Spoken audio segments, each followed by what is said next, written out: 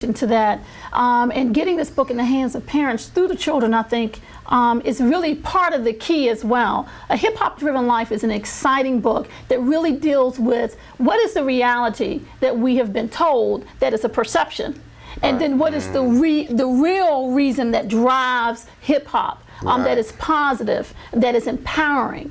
And the book really identifies that. And actually, you can check on the screen right now. You can get some information on how you can get your hands on this incredible Hip-Hop Driven Life book. You should see it there on your screens. I suggest that you please call the number and really take a look at this book. This book is going to be an incredible force that you can use to connect with your youth. And if I have any youths out there that are looking at the show today, please encourage your parents to take a look at this book. You need to get the book for yourself, because then you will be able to get educated, because they're not teaching this in schools. You hear it out on the street, but it may not be the correct format in which you really want to gather this information. So I believe that that is the key. Reading is fundamental.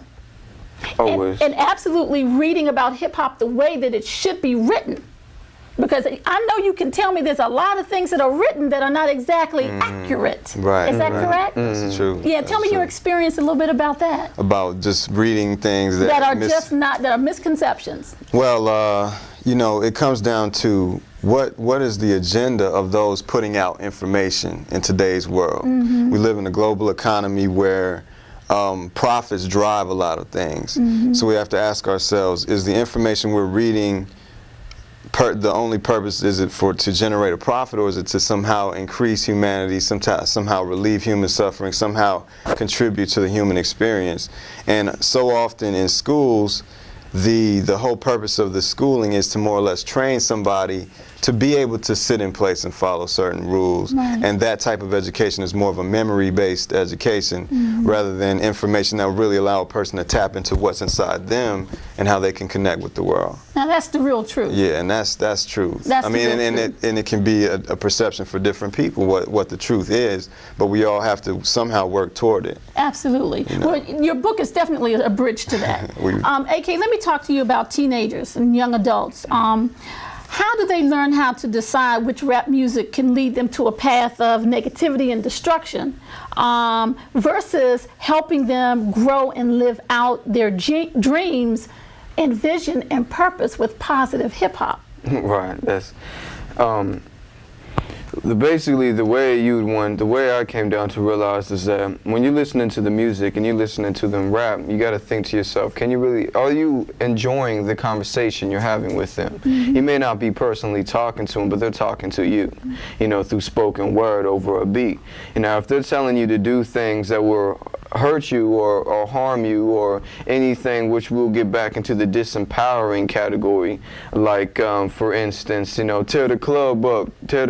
I mean, okay, what is that? What's the result out of that? Is it going to be positive? Is it going to be negative? You could tear the club up and enjoy that 5 minutes. What about the after effects, the 10 minutes you sitting with the police officers trying to explain what happened, you know what I'm saying? What about the handcuffs that they slap on you? So really it comes down to the disempowering, empowering factors. It comes down to, are you enjoying listening to them brag about themselves, talk about their clothes and this and that and the other, or are they telling you something that you can do? That you can go out there and that you can get.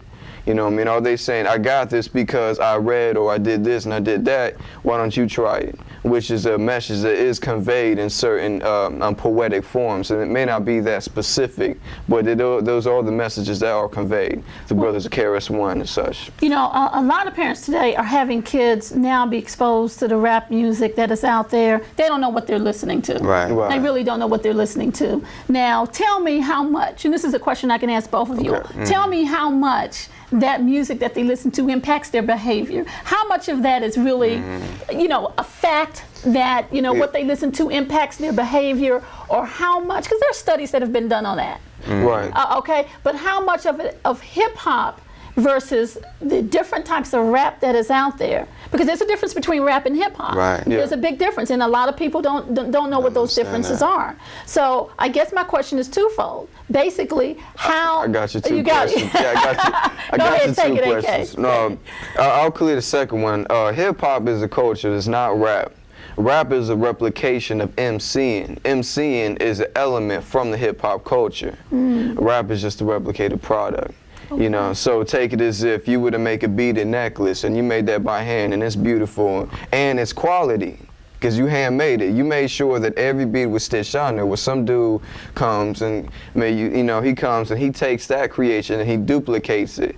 Instead of calling it a beaded necklace, he calls it something else. You know what I'm saying? Okay. And then he sells that to people and he says, this is, let's just say, the Cherokee. This is the Cherokee culture. This right here. But then it's all messed up. The beads don't look right. The designs are messed up. The colors aren't even the way they should be. You know. And that's basically what they're doing with the hip-hop culture. They're taking the things that they use, the expressions of it, the things they use, whether it be clothes, whether it be language, whatever. You know, they're taking those things and they're replicating them, they're selling them and making money. So it's all about money. It's just a money-driven factor is why you see all this, why you see all these exploitations, right. and why you see people wearing this and that and the other. Okay. The first question is, well, the first question you asked is, see, that's because what's happening